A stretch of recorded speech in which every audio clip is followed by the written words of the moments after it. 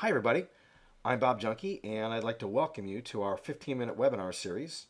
This particular webinar will show you how to increase the probability of making your quota by 3 times using social media. And that, by the way, was a finding based on research by LinkedIn. So let me take you through today's agenda. I'd like to give you a very brief introduction of myself and Adventase, review with you the objectives you should have when you're doing social selling, and then show you the 3-step process that you should follow.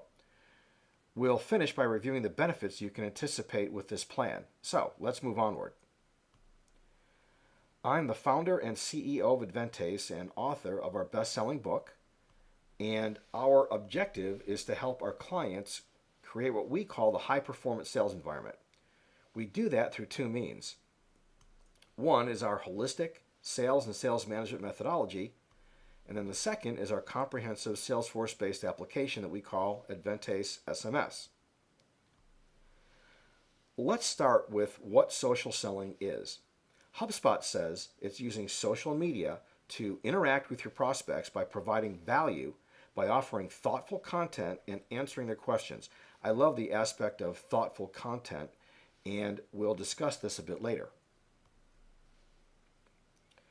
The main objective of social selling is to enable salespeople to close more deals by using social media. You do that by learning as much as possible about the leads you're working and then embark on the process of developing a relationship with them, which then you'll be able to convert them to an opportunity and then onto a sale. One of the most important aspects of social selling is this first step, identifying your target audience, so that you can effectively monitor them on your social media channels. For this webinar, we're going to assume that you've identified those target accounts, but if you do need assistance, we do have a program that can help. The next step is then to identify leads on those target accounts, and there are numerous ways to do that. One is through LinkedIn, where you can do a simple search on a target account and then select the people who are on that account that you'd like to deal with. I personally like to use a more sophisticated fee-based service from LinkedIn called Sales Navigator. It helps you find and target prospects more quickly. It also provides real-time updates and alerts on your leads, and then even integrates with major CRMs. You can also consider companies like Inside View, where you'll be able to get organizational information and even email addresses on those leads. An important consideration is to make sure that you're calling on people, using our terminology, who are above the power line. For salespeople who are not consciously calling high enough in their buyer organizations, we found for about 20 years now that they're usually wasting 40% of their time dealing with buyers who cannot buy 2 days per week. If you suspect that you or your organization has problems with this, let us know. As we'll discuss shortly, by now monitoring news and social media sites, you can build a relationship with these leads and in turn find out when these targets might be in need of your solution and who might be involved in making the decision. The next step is to then set up your triggers. Trigger events are actions taken by a prospect that provide the opportunity for you to communicate with them, with the goal of building a relationship that'll lead to you raising the relevance and timeliness of your solutions. Here's a view of LinkedIn's Sales Navigator again. To set up your triggers, you simply select one of your target accounts and then you identify the individuals or leads you want to track. You'll then receive updates that you can use to engage with them. I suggest that you select, at most a couple of dozen target accounts as a starting point, with a focus on companies that you are itching to engage with and or those that have the highest potential for you to do business with. In addition to Sales Navigator, you can also set up your triggers using services such as Google Alerts, Twitter lists, and Facebook interest links.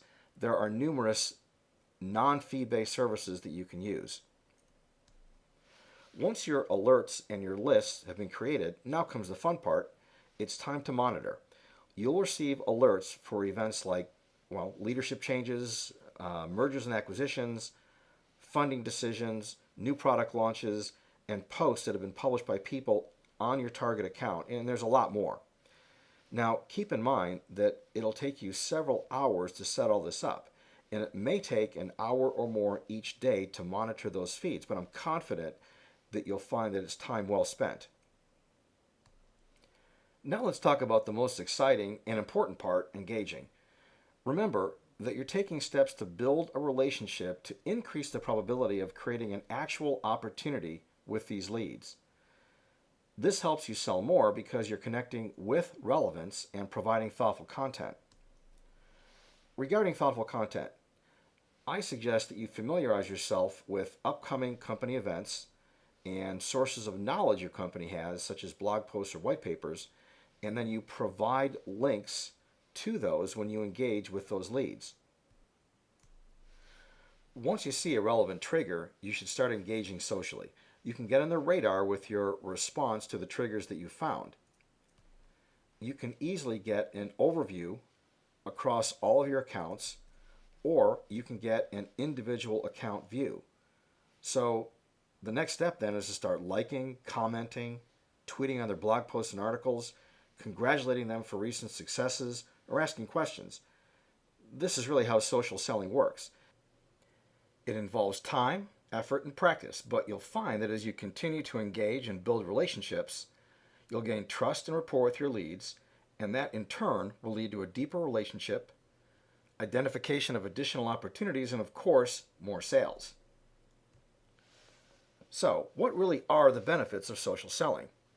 Well, using this three-step approach, you'll build relationships based on communicating information that's pertinent to your buyers. That's the relevance factor that I mentioned earlier. And when the timing is right for the prospect, you should be able to be the first one in, which means you'll be the one making dust instead of eating dust.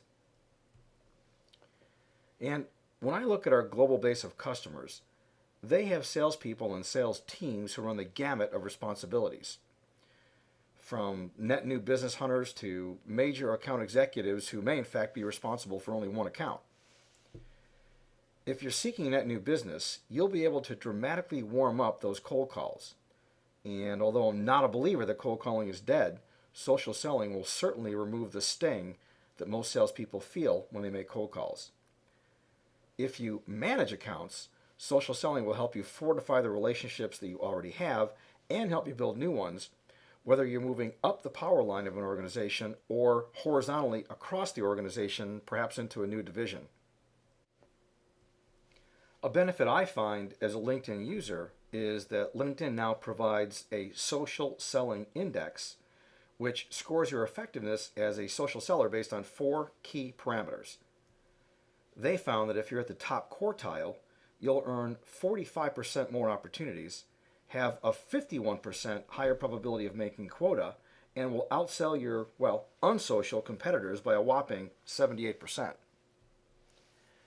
And how about these mind-blowing metrics? From a 400% increase in sales at IBM to being 3 times as likely to achieve your quota. Not bad. And I can tell you from personal experience that social selling is really a lot of fun. So that's today's webinar. If you'd like to discuss this further, or if you need assistance on this or any other issue, here's our contact information. Thanks.